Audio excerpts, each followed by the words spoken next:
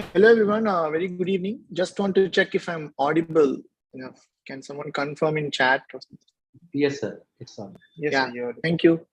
Maybe let's get started in a couple of minutes. We'll wait for more footfall and also the other instructors to join.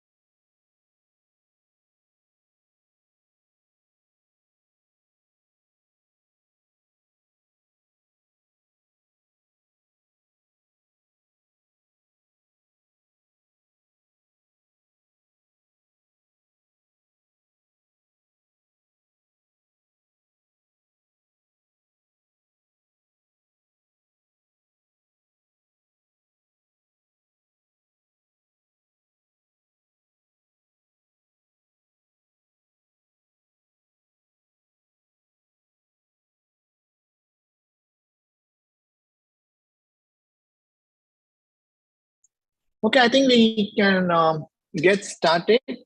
So we had an agenda for today, which was actually to give you more additional information on the upcoming examination, which could be called as midterm or ROE, whatever terms you want. But we would like to give you some idea or throw some light on what the format is going to be, and also maybe share some tutorials which might be useful for you to take that exam, right? So that was the idea, and then to have some open-ended discussion and doubts we have. So let me first start with those details and give you a short tutorial, and after that in the remaining time we can have an open-ended discussion on any doubts or issues or concerns you have with respect to the course. Okay, so maybe let me begin with an overview of the midterm. So let me share my screen.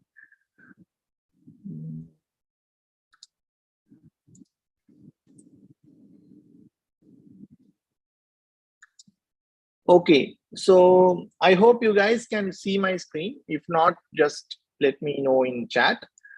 Okay, so let me just wait if anyone is not able to see my screen. Okay, I'm assuming you guys can see my screen. So this is going to be the format, right? So we have about 10 objective type questions. So it's going to be objective type. You are going to be given yes.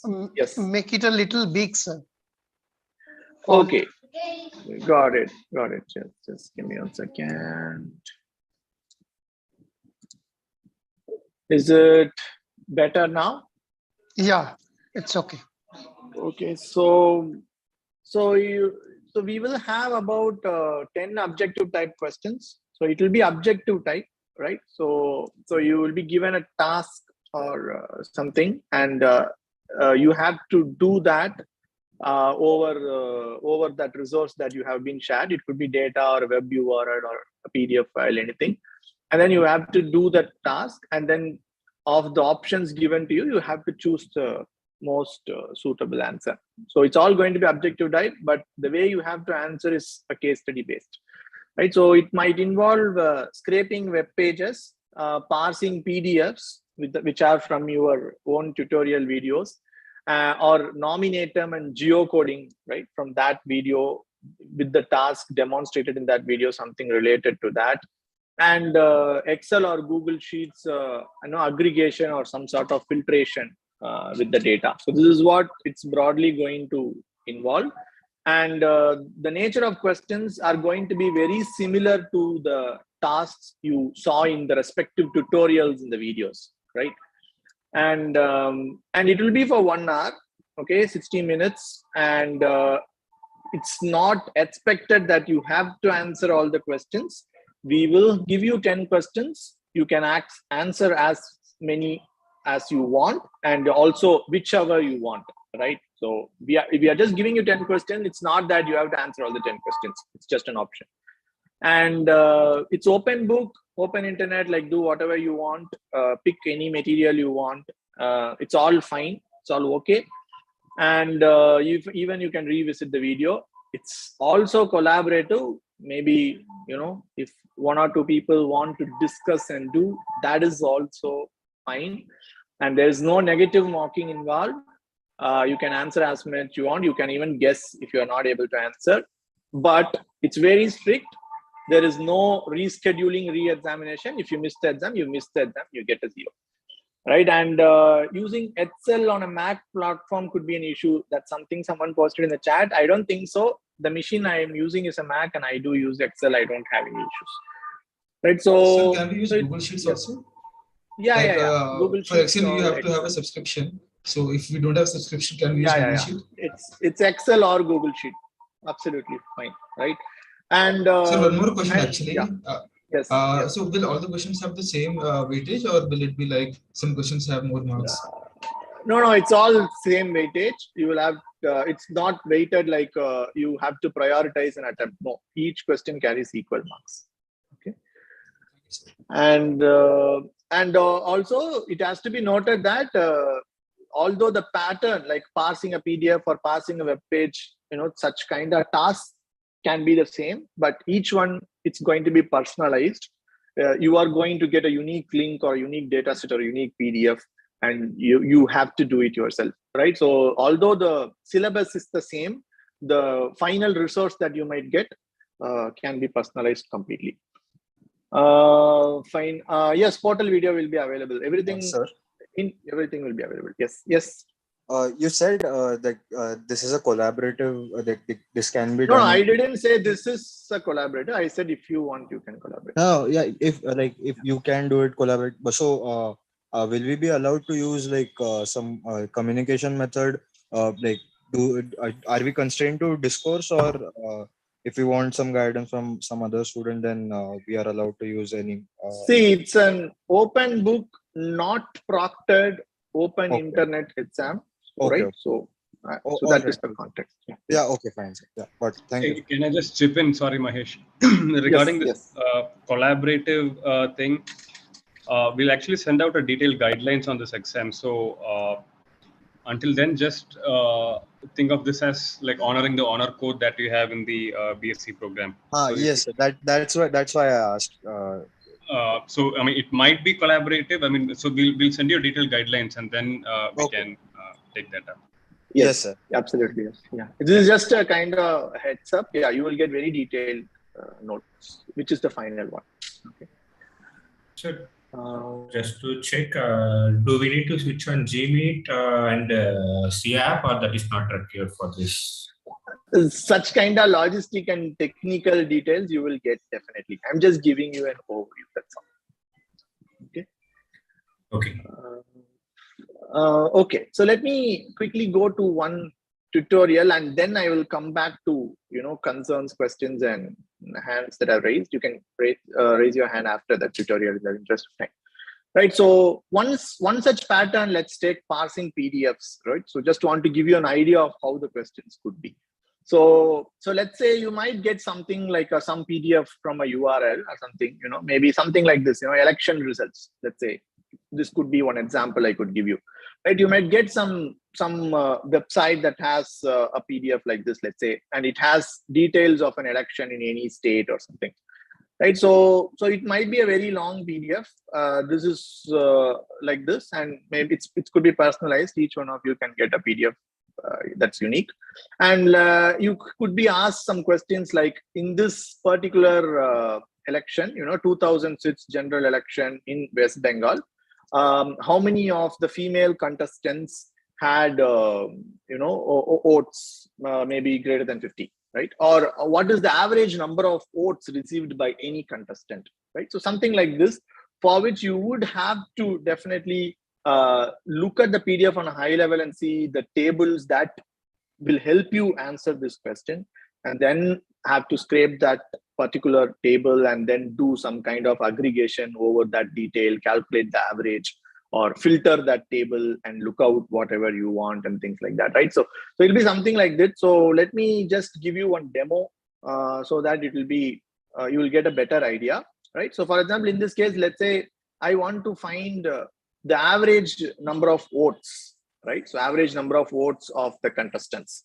So this is the table, let's say, right? So it has each contestant, how many votes they got, whether they won or they lost, and you even have the margin and the total votes. So let's say the question is compute the average total valid votes, something like that, right? So in that case, this is the table I am interested in. So I have to scrape this table in Python, using tabular, just like the video that you had. And then I would have to take this particular column and then take a mean. That's all, right? So this could be very huge. It could go for tens and even in some cases hundreds of pages, depending on the size of the state and all. So it's not even manually possible. So you are expected to do it obviously using a tool. So let me scrape this and see just from the same notebook that you have got from your own tutorial video, right? So this is kind of the notebook you guys might have had in the tutorial, where you use install tabula, you import it, and you can just give the path of that PDF, all pages or whatever, and then you will get the data frame, which is a dictionary of many data frames, right? So if this PDF has multiple tables, you're going to have multiple tables. So let's say I did that. Okay, so let's say I did that, and I looked at different tables, right? DF of 1, DF of 2. There could be multiple tables, as you could see in this PDF. Each page has multiple tables. So I'm looking for this particular table that has the answer that I'm looking for. And then I figured out that in this particular PDF, let's say the 19th table is the table that has information, but as you could see, it's not proper, right? So it is not scraped well. Why? If you see, this PDF is multi-index data frame, right? So for example, you have this particular candidate, within that a sub-bulletin where you have the candidate name, party, votes and things, right? So when it scrapes, this row is a null row, and the second row will have details, and the third row will just have this name, and then remaining things will be null, and then fourth row will have details, right? So this is how it works in real time. You do have scenarios where you can face such data frames which is not straightforward and which is not perfectly scraped, right? So that is why I picked this example. So you can see this is all NAs and you have details, and then next row all rows NAs, and then you have suddenly details, right? So now what do we want to do? We want to take average total votes, and you can see it's not explicitly written total votes, but from the way it has been scraped, you understand that the last column is the votes, right? So that is definite, right? Just that few rows are NAs, you have the column name as unnamed, and it's not proper, but you know that the values are present, just that it's not clean, right? So this kind of scenario is definitely possible, you might encounter. So what could be done in such cases? Still you want to compute the average votes, right? So this is where you have to think. There is nothing technically challenging. It's just the way that you think will help you get the answer. So one simple way what you could do is, there could be multiple ways, I'm just telling you one way, is you just drop all the NAs, right? This is a data frame, right? So you drop all the NAs, and what you will be left with is these two text columns and a bunch of numbers. So if you remove these two text also, you will just have only numbers, and all that you need is average of the numbers, right? Now you might ask me a question, how do I call this column? I don't know the name, right? So in this case, it's the last column, that's all, right? So you don't even have to know the name. You just take this table. In this table, you want the last column. I just pick the last column. I remove NAs. I then compute mean, right? So that could be one way you could easily do it. So let's say this is what I have done, right? I took that data frame. I picked the last column and I dropped NAs. And then I dropped all characters that are like total valid votes. Then now I'm converting to int, and then I am actually seeing how many got greater than 10 votes, or how many actually, what is the mean of this column. Once you did this cleansing, you can do whatever you want with the data frame, right? So the point I'm trying to make is you might get something like this, which is not exactly the same as given in the tutorial, but whatever resources you got in the tutorial is enough to answer this question. Just that you have to think and apply it, in a way that you want to get the answer. So that's why I want to give you this tutorial. In this, I didn't do technically anything innovative. I used the same code. I just took the last column, dropped NAs, and took the mean. That's all, right? So this is one example in which you will have different flavors of questions like passing PDF web pages and all, which is exactly similar to what you got in the class, but will be personalized. And in the same code, you would have to do something very small that helps you get the answer that you want, right? So that's the tutorial I want to give you. I'm pausing here to take any doubts or questions you have. Sir, so this is Mahesh here. Yes. Yeah, so I just want to ask you, so when you're referring to tutorial, you are referring to the sample codes that have been given along with the as part of the module, correct? Or is sample there any codes, and also the instructor, whatever that instructor taught in that video, both. Okay, what about the optional videos? Do you think we need to review any of those videos specifically for this, or I think, for example, I also invite the other instructors to add to this. For example, in Tabula, you might have had an optional content for people who are interested to read more about Tabula to understand it, right? Okay. So we are not going to ask questions about Tabula.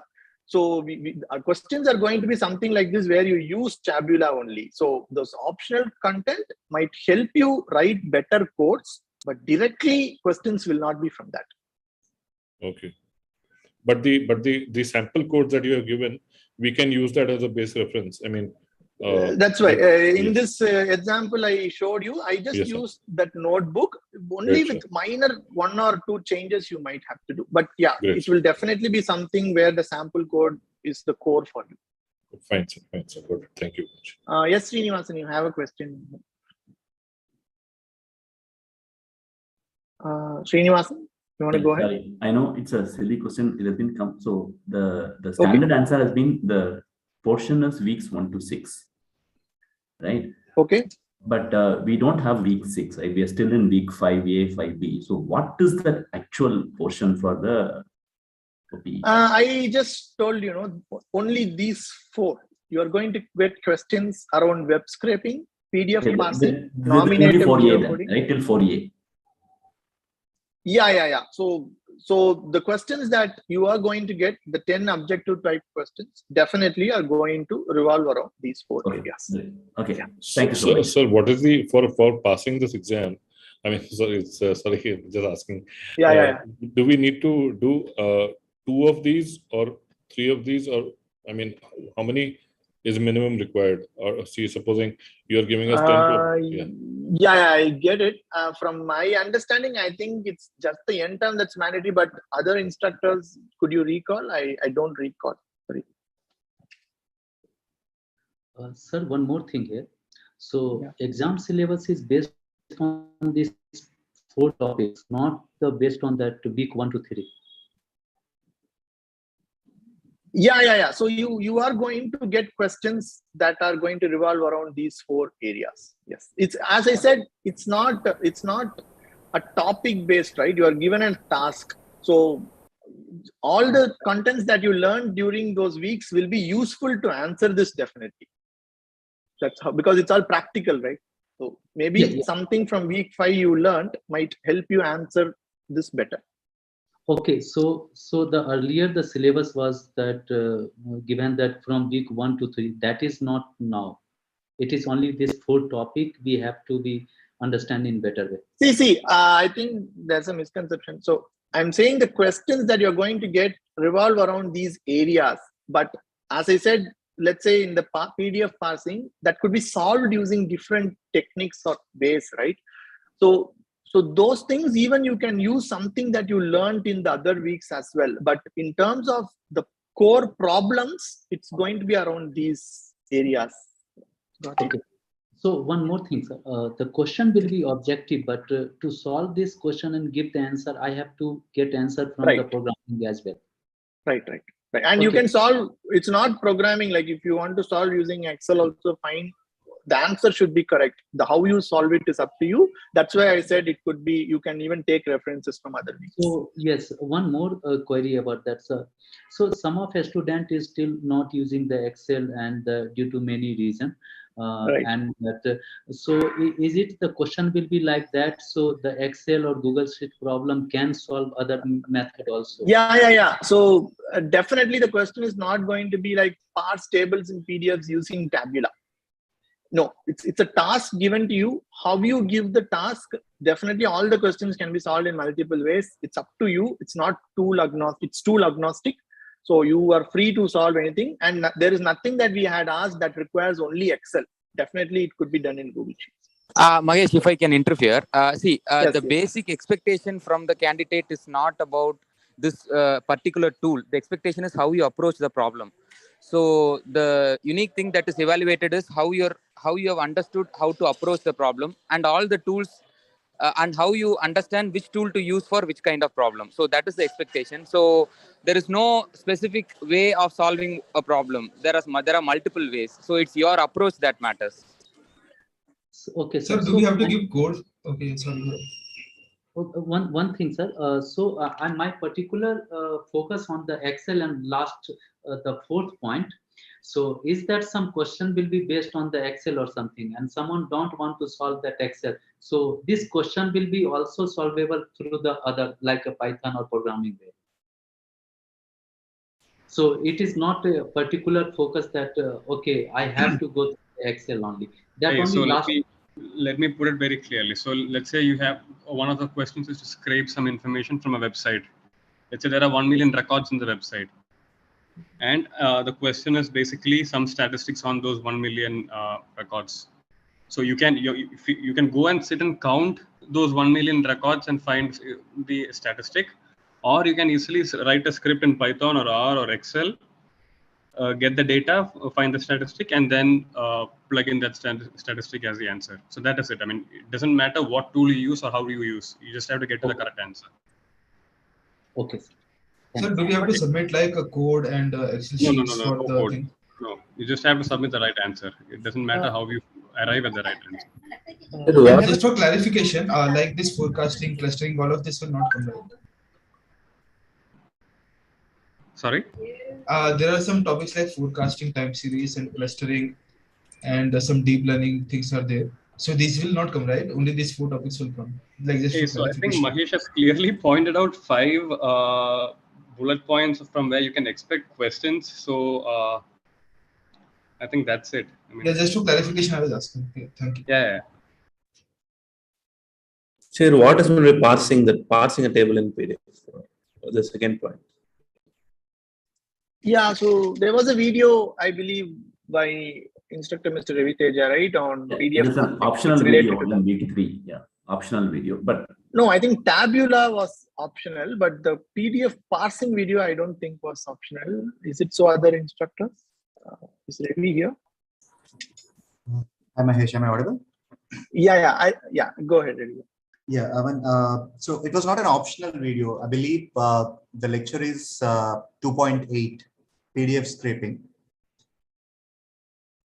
I think some material on Tabula was given as additional reading. That was optional. Even in the video, in the tutorial itself, Mahesh, there was a small portion of the code where we would have used Tabula to extract a particular table from the downloaded PDF.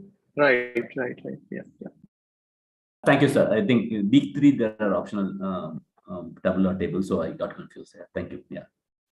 So can you show the topics again once? You will get a detailed guideline which will include these as well. Yeah, as a broadcast email. And I have a question. So how many questions will be there? 10 objective type questions. Okay, and sir, how much we need to score? You mean the cutoff? I think that's overall, right? The pass fail is decided on your aggregated final marks. I don't think you have a cutoff for every exam. Okay, so it depends on the end term exam. Right. Overall, not end term. Okay. Final Okay. marks that you get. Yeah, and the sir, this is capped to how much of marks? This OPP? You I mean think even the inspectors may not know. It's better to refer to the grading policy document, right?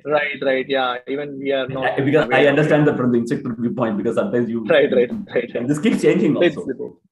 Okay, Right, and sir, what is the meaning of this open book source? During the exam, can we infer from the other notes or something like that? Right. Yeah. Okay. Yes. Okay, sir. Fine. Thank you, sir. Excuse me, sir. I have a question. Do we I have a have question. any chance of any mock before the actual exam? So see, the question paper itself is out, right? So I almost told what question and what topics we are going to get. I think that itself, your actual exam itself will be like that only. So this is the mock. I don't understand what exactly is going to be a mock. Sir, one query, sir. So when you will get this broadcast mail regarding these topics? You will get very shortly, earliest by Monday. Yeah. Maybe you can share these topics just right now. Maybe we'll start preparing. I told you, right? Web scraping, PDF scraping, nominatum geocode, and Excel Google Sheet aggregations. That's all. It will be helpful if you can write in the chat window. Okay. Yeah, this video will be available on YouTube also. I think you can just watch it. Yeah. And anyway, for the question that the lady asked, 0.2 is the weightage for ROE1. Yes, sir. My sir just now showed that, in Colab, he has shown that for Colab, you have to import the data set. So whether we will be provided the data set in our drive so that we can import it directly from the Colab, like import the drive from the Colab, like that way. Yeah, Prasanna, are you there? I think he will be better to answer that. Okay. Can I take, sorry, if it's okay? Yeah. Have you done MLP? Yeah, sir, I'm doing it. So then same funda, right? You save it. If you want, you can download it, save it into your directory, upload it into your drive if you want. So multiple options to open the file, right? And then just use import files and use files.upload. So it will get back to your directory, Google Drive. Right? Then you can open it from there. Okay, sir. That method will work always, right? Yeah, but it will require little more time. So like we will be having less time in the exam, only 1 hour. So it's better to put it in the drive of all the students from the POD set. Yeah, just to answer that, so we will be given a link which will tie back to a Google Drive. But my suggestion is you take it and save it in your local drive and then proceed with the code block. Okay, sir. Yeah. I have a question related to using tools. So, hello. Yes, Rajan. So I was asking, using any tool is just a choice, or because let's say we have Excel or Google spreadsheet or Python, right? So some people say I can use Python because I'm good at coding or writing the script. At the same time, we have Excel or Google spreadsheet.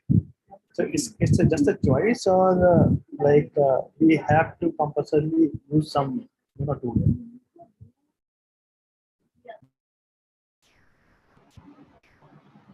I mean, the tool of choice is up to the individual. So whichever tool is comfortable with you, you can do it, or the entirety of the tool. I think that is what I would recommend. Basically, the strength of this exercise is to test how quick you are able to solve and then provide the right answers. And as the instructors told earlier, we will not be looking at any code or how the problem has been approached. But at the same time, somebody said using tool is also kind of intelligence. In which context, you are using which tool, right? So let's say, I say in most of the cases, let's say like there is a tool one, so there's a substitute of that tool also, right? For example, let's say like we have Excel at the same time we have OpenOffice, for example, right? So similarly, there could be so many tools, and there would be substitute of that. So it is again like comes under intelligence, human intelligence, like which tool we have to choose as per the context that we will be learning also. Like without any tool, you also take a guess, you still get the same marks. Okay, so tool literally holds no importance here. It's whether you are able to get the answer using whatever you learned within the time. So getting marks is different thing, right? But I'm talking in the practical world. So let's say you have, because like we are working on a very limited data set now in the course, right, correct? Right. In the practical world, let's say like if you have big data, and then there you have to decide like whether you have to use Excel or whether you have to use Python, let's say. Right. So how you people decide? Okay, so you meant that. Yeah, sorry, go ahead, Mahesh. Yeah, go ahead. Yeah. No, I was saying, so it depends on the one. I mean, it's personal preference again, and then apart from personal preference, it depends on the size of the data. For instance, if it's like a really big data, you'll not be able to work with Excel. I mean, Excel won't even open. So then you'll have to move to Python or R or something else.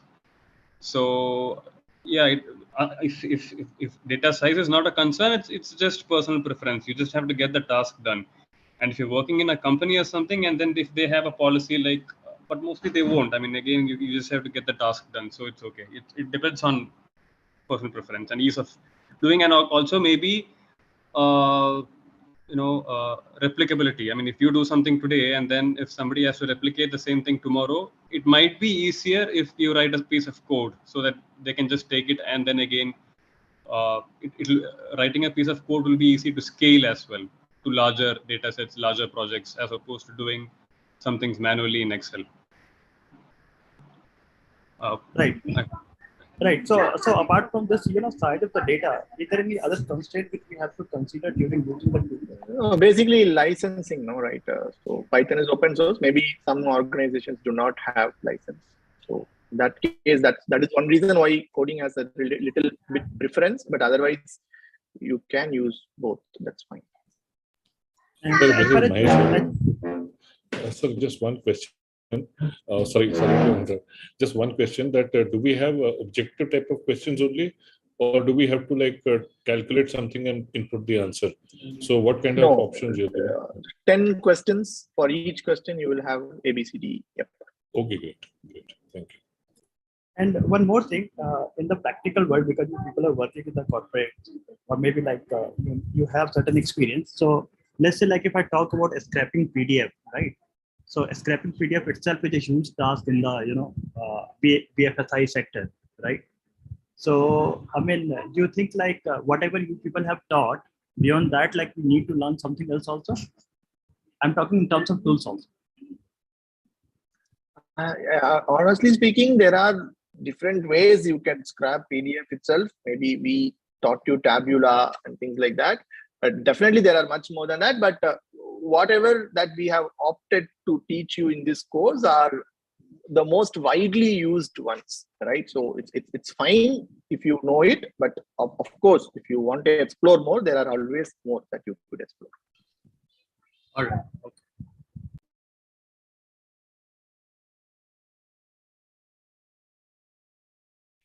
Any other questions, anyone? I could see some hands.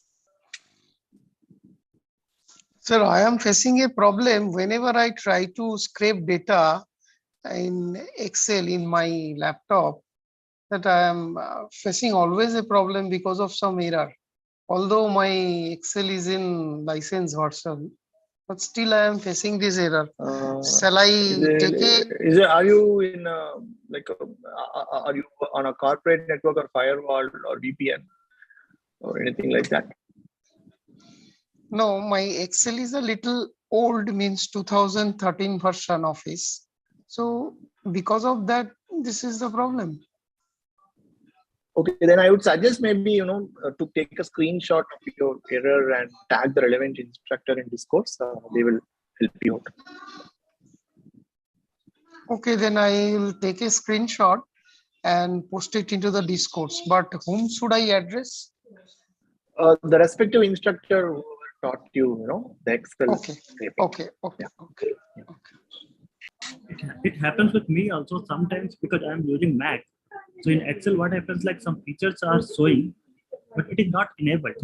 So let's say like I want to use some URL to fetch the data. So that feature is showing, but it is not enabled. So I'm not able to. Then that is more of modular issue. Yeah. So some features could happen in Mac, but if you really have that feature and still facing errors, do post screenshots and tag us. We will help you out. But I do not have Mac. I have plain Windows. That's fine. Just take the screenshot of the error message. We will try to help you. Okay. And also, Mahesh, Ravi here. Yes, Ravi. Yeah. And with respect to the number of questions, I'm not really sure if it's going to be 10 or less or more than 10. So we're just finalizing the exact number of questions. Okay, great. Yeah, I think then wait for the guidelines. So, exactly. But it should be on a high level. What I said, maybe plus or minus 1. Yeah. Yes, exactly. So, yeah, just wanted to confirm that.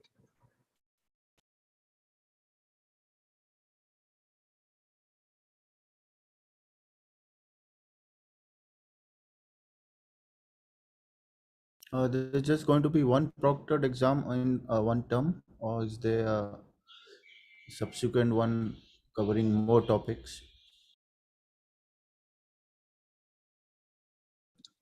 Dixon, are you there? Or other Yeah, Mahesh. Yeah, I'm here. Yeah. Yeah. Can you answer this question? Yeah. So we have, okay, I'm sorry, Srinivasan here, and I'm just reading from the graded policy document. It says there is 1 ROE and 2 take-home projects. I guess they also come very close to the ROE in terms of part. So. Yeah, that's right. That's right. You have 2 projects coming up, and those are take-home projects. So you'll be given a data set and some questions. You'll have to answer those questions, and at the end you have an end term. Said, is there a way to change? Can we request a slight extension for the end date for the first take-home project? Because it is just after the quiz. I think even last term, people are mentioning that this is how it is happening. Yeah, that would actually become a TDS process for us, Srinivasan. So things are already set up in the portal. I'm not sure how flexible the BSc team will be in terms of change of dates. We can check with them, but we cannot assure you that there might be a change of date there.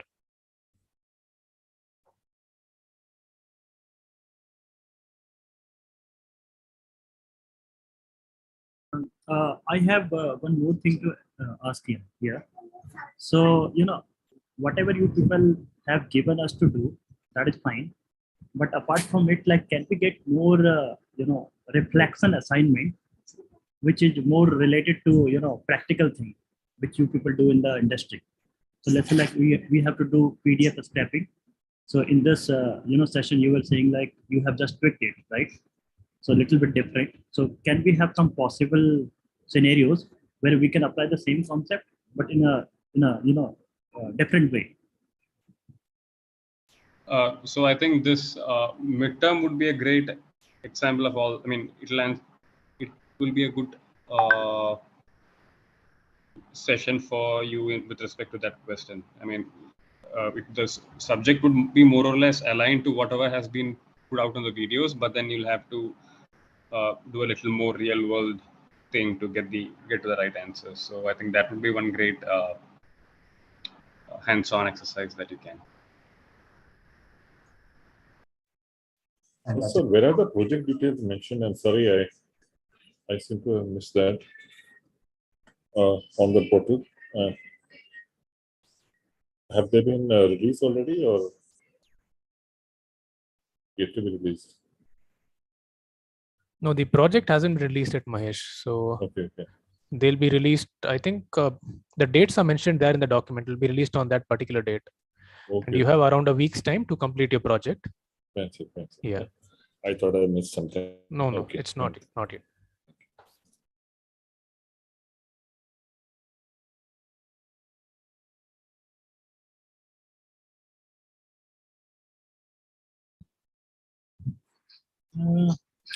I have one more thing. A little more. I mean, of course, like I'm asking in the context of learning something new. So this tools in data science course is teaching us two things. One is like core concept, and at the same time some practical world exposure, right? So can I have some kind of resource where I can know like, okay, these things are mostly used in the industry. So in terms of industry perspective. So that I can know like what kind of work is asked in the industry.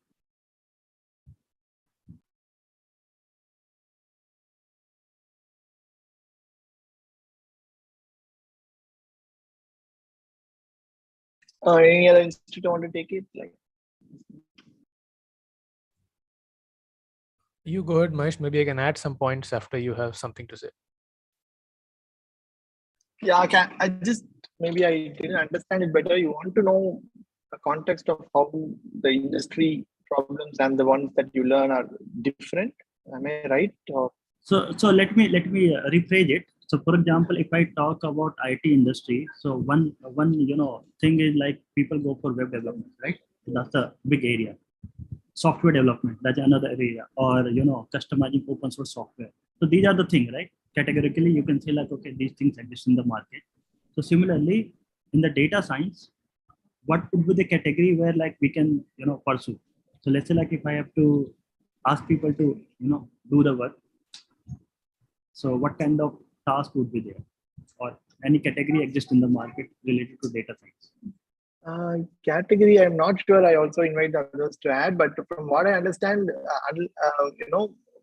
almost like IT, this data science is also very horizontal, right? It could be used anywhere in any domain, any category. But in terms of the types of problems, if you want, then I think most of the problems they are supervised problems, right? It could be a classification or regression, and of course, you do have some unsupervised, but most of them, maybe if you do a comparison, the majority of the type of problems will be classification or primarily classification or some sorts of regression, majorly supervised problems. I think that is the only thing that could be like a pattern. If you want to learn, you can learn more of classification, regression, supervised models. But in terms of job market, you are always, when you're attending an interview or anything, you are going to get questions on both. So it's better to know both. But in terms of applied, yeah, there's the bias towards supervised problems. But yeah, others also feel free to add. Okay.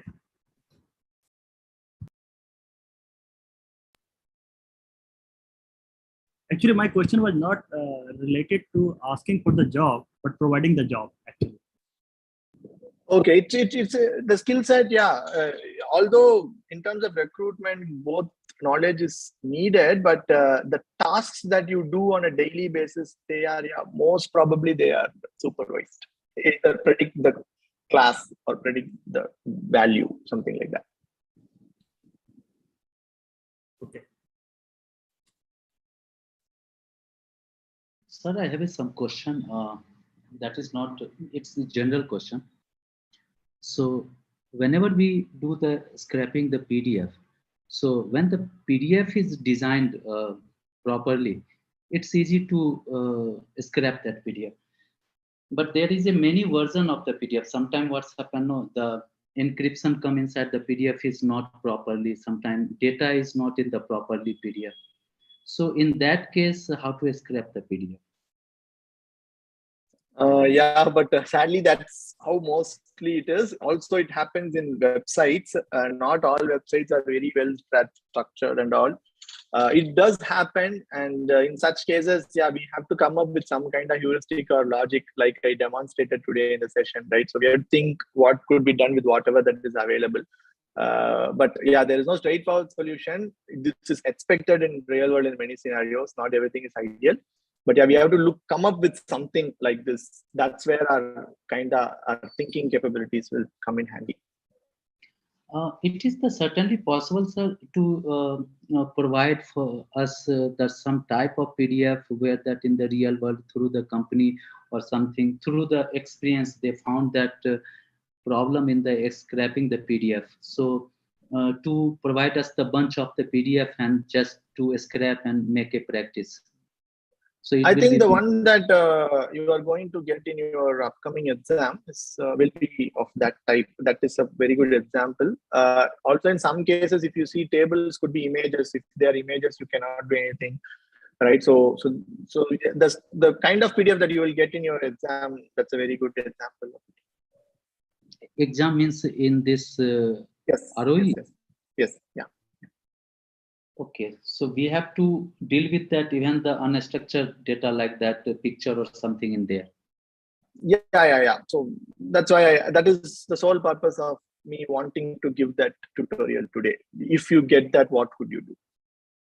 But one thing was there in the today tutorial, whenever you scrap that, the table came in the nice format. Even the data was missing, that's not a problem. Right. But when the picture is there, then scrapping the table from the picture also, or I have to use Tabula. In that case, Tabula will not be able to scrape it. It will not consider it as a table. If you have such cases, maybe in the upcoming modules, you will learn image processing. You will have to consider that as an image and try to extract the details. Yeah. But one more thing, even that, sir. So suppose that we have an image and we extract it, but the time we extract the image to text or through programming, the text doesn't come in the format of the table.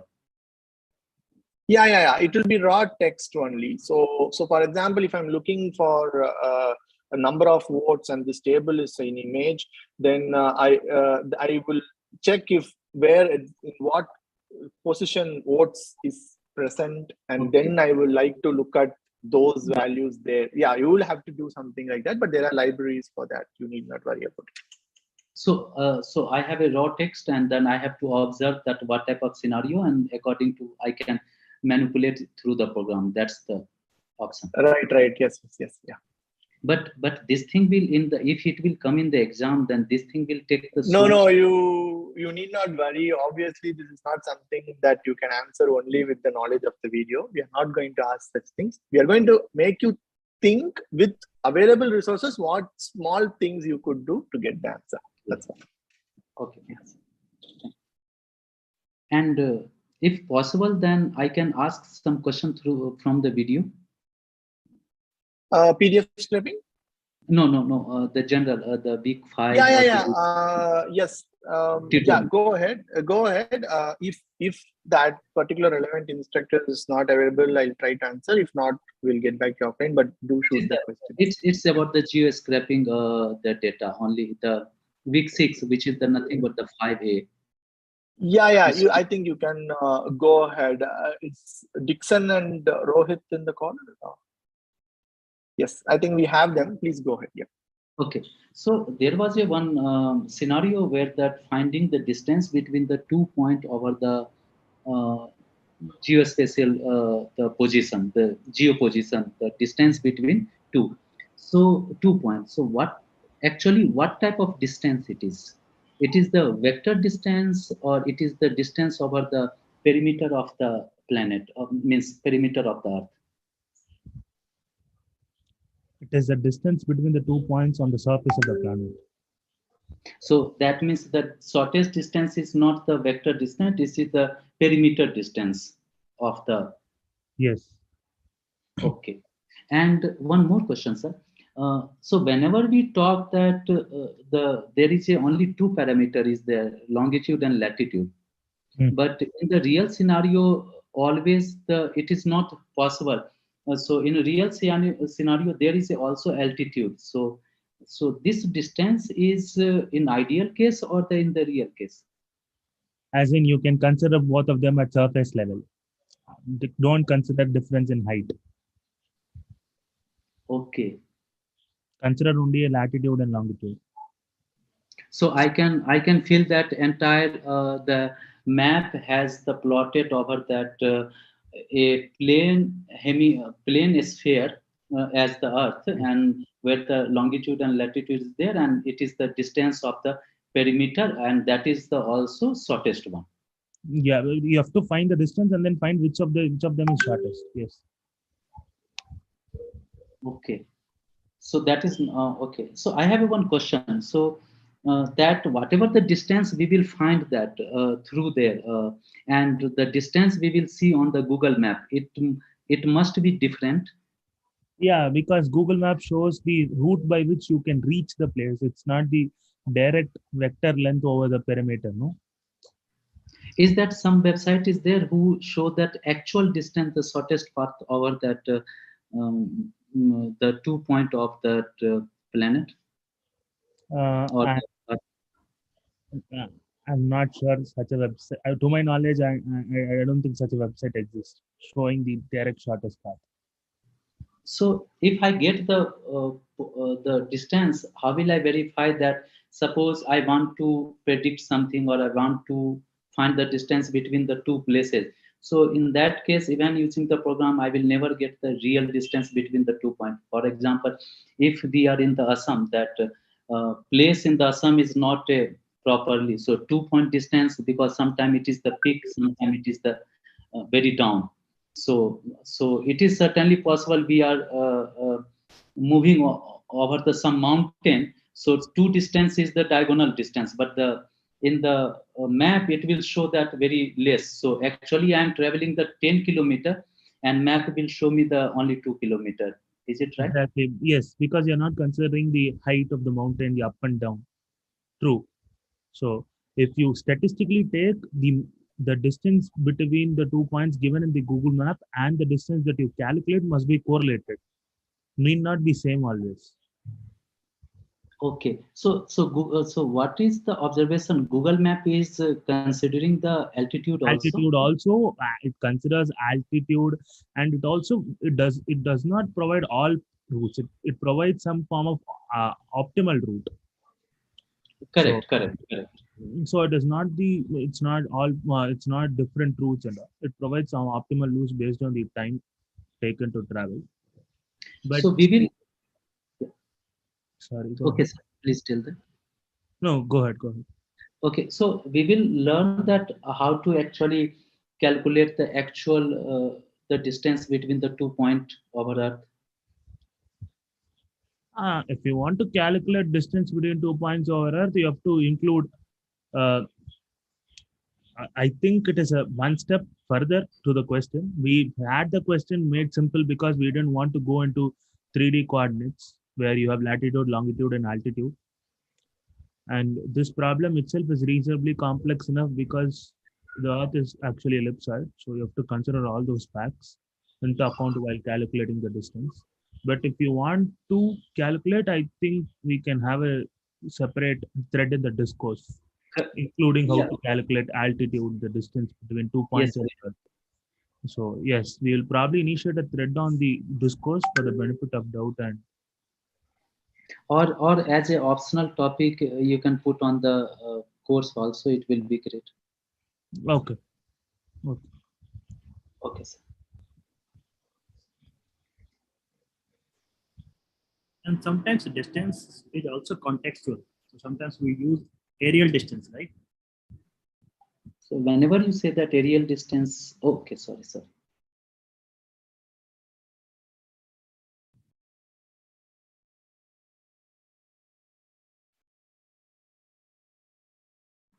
Yeah, please ask. Sorry, by mistake. No, I was just saying, like, whatever you people are suggesting, so that can be considered as an aerial distance also.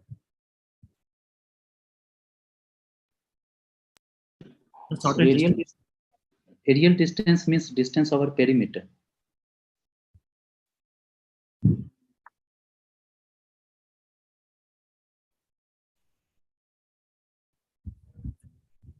So Kumar, just to add a point, so if we are looking at a real-time distance between 2 points, like as you said in Google Maps, so there is an API from Google which is called Distance Metrics API, which you can always refer back. So once you give the point A and point B, the Google API will actually give you or return you back the actual distance between those 2 points from the map. Okay, sir. And what about the other map? Because sometimes a map box is the some map is giving the open source, and I'm using that particular map. So it is available in all map or only in the Google? No, this is a service which Google typically provides. So it's from Google API. So for the rest of the maps, I don't think we have an option, but Google provides this, and you have like a minimum of 2000 hits per day. So I think if you are not going beyond 2000 hits on a single day, you can always use this. It's free. Okay, so it is the separate the distance like that. We want 3 actual, or we want the between longitude and latitude. Just to add to Prasanna, right? So typically distance, the way that Google computes, it's that you see in your maps and all, it's not even exactly distance between 2 places, right? It's basically the road distance. Right? Yes, so yes. it's the distance of the road, right? So if the road is bending, it computes that as well. So this is available as an API, and you also have open source like OpenStreetMaps. But recently, in one of the work that we did, we found that those are not. Of course, Google is the most accurate. In OpenStreet, we found about 55% accuracy, but in Google, it was like 85 to 90% accuracy. But it comes at a cost. So these services are available, both free and premium based. Premium based is accurate, of course. Free based is not that accurate because of course it doesn't have dedicated satellites to get that precision. But to answer your question short, distance generally in analysis, in the typical spatial analysis that we do, it's latitude, distance between 2 latitude. But when you are asking about aerial distance, it's not exactly the land distance, it's actually the road distance. Yes, that's I understand. But my purpose was there that even that road, the distance, particular road distance, is considering the altitude also. The sir has sent me. Yes. Sir, okay. So sir sent Correct. me. Yeah, if it's a hairpin bend to climb a mountain, that altitude also matters. Yes. Okay, one question, sir. The sir has sent that one link. Once I open the link, in the link there is a origin and destination, and both places there only latitude, longitude. So how we know that it is the also considering the altitude? It is the so 3D. If you have only latitude, longitude, you do not have information on altitude. So okay, Kumar, the inputs for distance metrics API is basically 2 points, which will include point A and point B. The latitude and longitude, you can either give it directly as latitude longitude, or you can give the name where Google can do a reverse geocoding and take the latitude longitude. Apart from that, the altitude might differ. Consider if you are in northeast part of India, there might be multiple hills you have to take across, and you have to move on. So Google has these latitude and longitude fixed in their engine, so they can basically calculate what is the road distance. Like simply, it actually gives the distance in a similar way how we use Google Maps in our mobile or in the web app. It'll actually track the road and give the distance of how much the road length is. Okay. So here is the conclusion is that Google is asking me to only latitude and longitude, but in the back end, he is also considering the altitude. Correct. Okay. Yes, absolutely. Yes. Yeah. Okay. Thanks. Okay. Yeah, I think we are just in time. So thank you for joining. Do wait for the guidelines broadcast email that we will send you about the ROE. And if anything else, do reach out in this course and we'll help you out. Okay. So thank you and good night. Bye.